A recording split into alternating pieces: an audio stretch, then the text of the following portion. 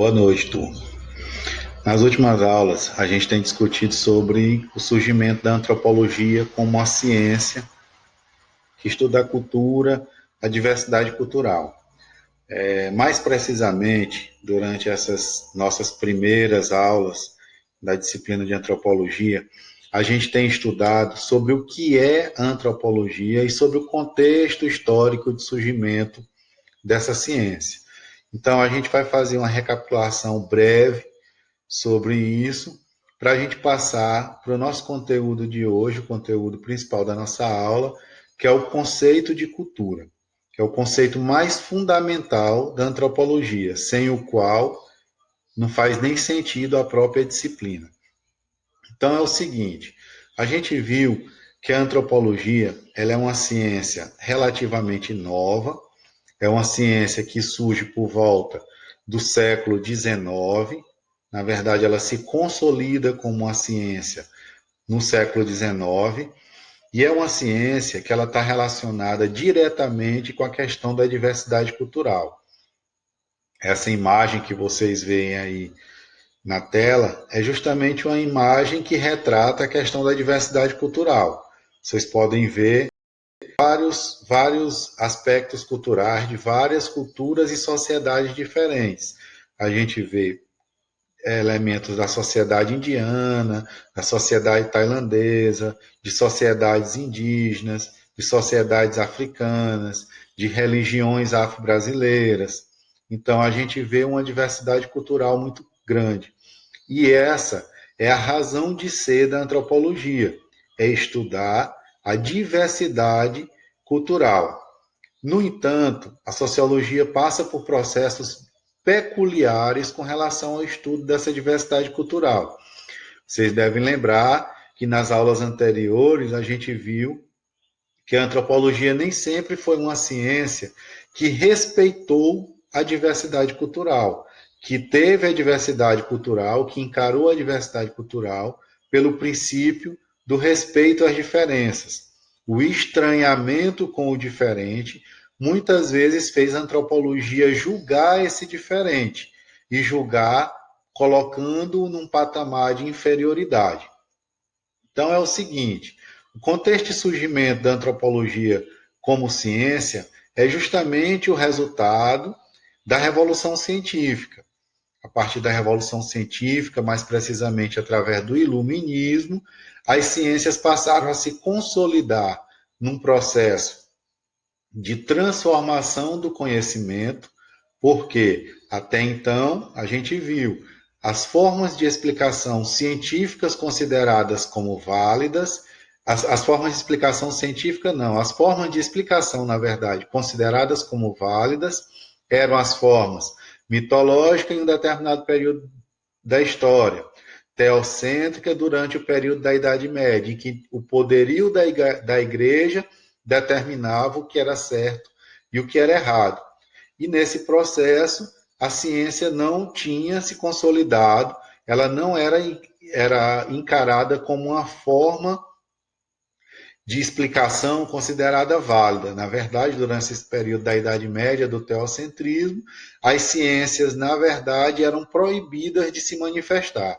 E aí o iluminismo, quando traz a razão, o homem como um ser capaz, um ser dotado de razão para pensar por conta própria, o iluminismo vai fazer com que as ciências consigam emergir num processo em que elas vão se tornar explicações válidas, consistentes e respeitadas, rompendo principalmente com a autoridade da Igreja Católica naquele momento. Então, cai o teocentrismo e emerge uma nova forma de explicação considerada como mais válida, como mais correta, digamos assim, que seria a explicação científica. Então, a antropologia, nesse contexto, assim como a sociologia e como várias outras ciências, ela vai conseguir pegar a carona nesse processo e se consolidar como uma ciência para estudar a diversidade cultural. Estudos antropológicos, no sentido de estudos sobre a diversidade cultural, sempre se teve. No entanto, esses estudos nem sempre tinham um caráter científico. Por quê? Porque não usava de métodos e de teorias para explicar essa diversidade. Na antiguidade, na Idade Média, na Idade Moderna, em todos os momentos da história, o ser humano refletiu sobre o existir de si próprio, refletiu sobre os costumes, sobre as tradições, sobre as línguas, sobre as religiões, sobre toda essa diversidade, mas nem sempre com esse olhar de cientificidade.